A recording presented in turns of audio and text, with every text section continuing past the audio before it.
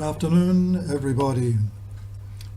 You remember yesterday I was talking about school and education, and we were talking too about Papua New Guinea, especially this place of Papua New Guinea, very close to Australia. And this place here is a group of islands. You can see them. And down here, on this one here, just there, is a little place that I worked in for 35 years. It's in a group of islands that stretches off the tip of Papua New Guinea for 400 or 500 kilometers. So while you were going to school, some of you, or to university, or to TAFE, or whatever, I was there, and when I first went there, which was 55 years ago, there was only one school for many of the islands and for one big island. There were many villages there.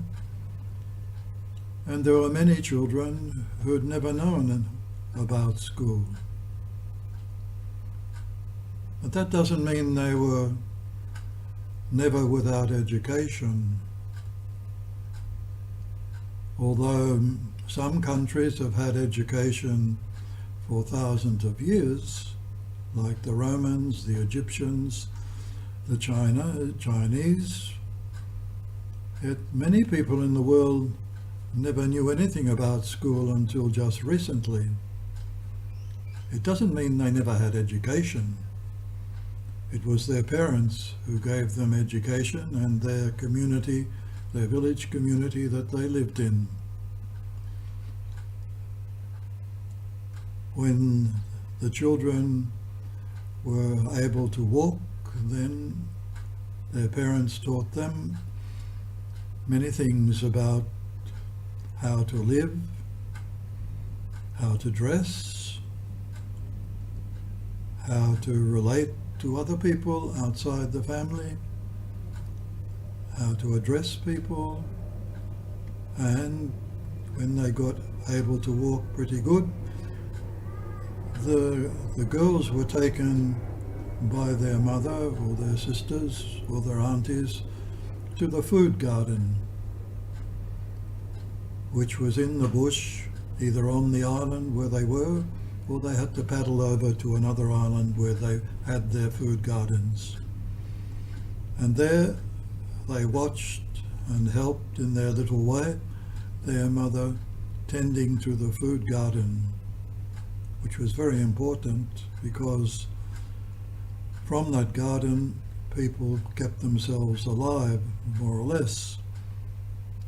The men and the young boys fished, and the whole family fed pigs, domestic pigs, and that's the way they kept themselves, gave themselves meals and kept themselves alive. So both girls and boys had the education that life brings in the community and in the gardens. For the boys, it was learning how to sail ocean-going canoes, very big ones, how to make them, how to steer them, how to find their direction in the night, watching the stars. The stars played a very important part in their life and their education, because by the stars they regulated planting of the gardens, harvesting, and things like that. In their gardens they had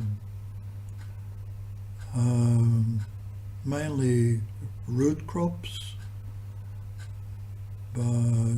yams, sweet potato, cassava, and there are other things too, pineapples, bananas, and other fruits from the bush. So as long as the garden was good, people were happy and they were never hungry. But not always. In times of drought, or when cyclones came and really blew everything in the garden out of the way, left just bare earth, then it was time, in those times they were hungry. So they learned about all these things. It was the education given to them by their parents. And there were many millions of people in the world at that time who had the same kind of education, whether in Africa or parts of Asia. That was their education. School didn't exist. But after the war in the Pacific ended, and some Australians came to Papua New Guinea, people who were to provide schools and commence school education for people who had never had it. Then they came to these islands. So my story will go on tomorrow about what's happened to education and to schools in Papua New Guinea. For now, God bless you. We'll see you again.